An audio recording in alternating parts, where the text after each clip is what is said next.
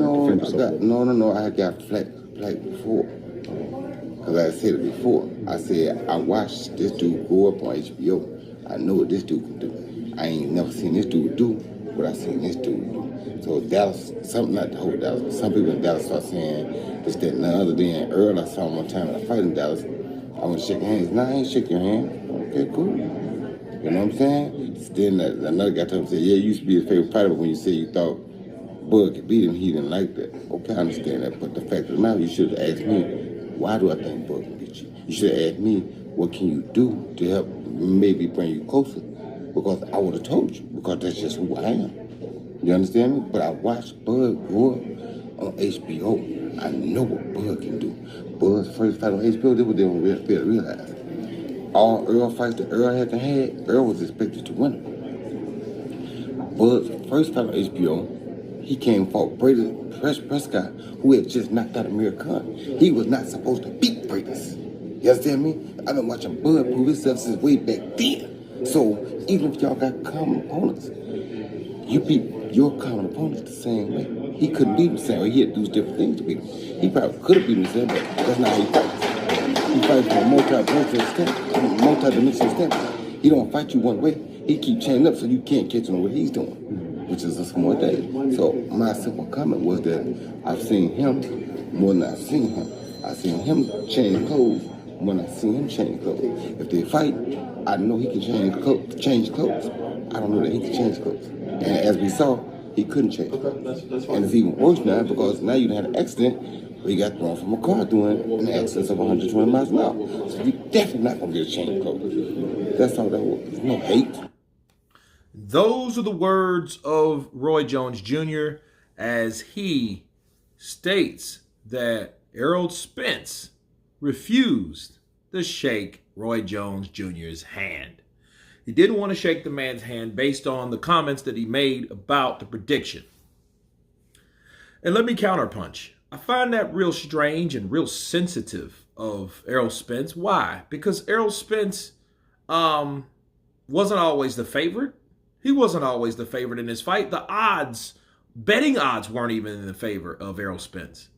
Mike Tyson said that he thinks Terrence Crawford will beat him, but he was on hot boxing with Mike. He took that damn box of treats and Mike bites and all that stuff.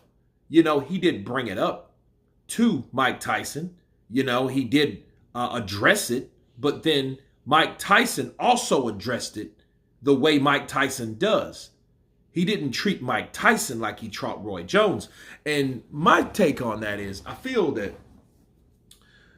a lot of these guys, especially over on the island of the PBC, you see, they look at other guys that are commentators on DAZN, ESPN, other surrounding networks. They look at them as the enemy. And Roy Jones Jr. was the enemy, okay? Because they took it as though Roy was saying it because he's not a PBC commentator. He's not a Paolo Malignaggi or a guy that's primarily on PBC, okay? And that's how they take it. And Roy, what he said was the truth. Roy Jones Jr. said that years ago, okay? Not the thing about thrown from the car. He said that lately, previously, not too long ago, recently. But he did say that Terrence Crawford could do many things. Errol Spence can only do one. And that's absolutely true. Errol Spence fights one way, but he fights one way very well. But Terrence Crawford can mix up and switch up. And he does it because, like Roy said, he could probably fight one way, but why would he do that? That just shows you the difference between the dragon and the difference between the tiger. The dragon can fight many ways, in many types, you know, many avenues, you know, many styles, many techniques. The tiger is very strong at what he does one way. He only knows one way.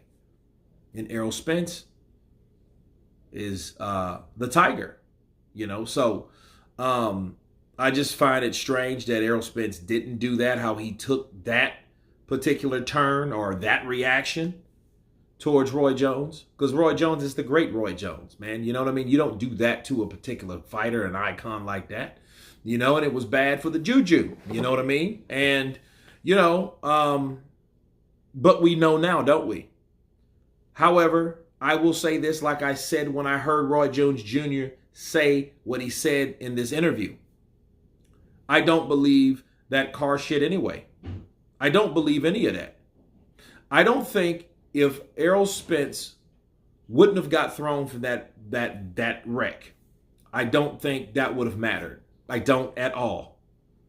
He would have still got his ass whooped. He would have still got beat up. He would have still got outclassed. He would have still got stopped. That's what I believe. I mean, there are just things to put in there as handicaps.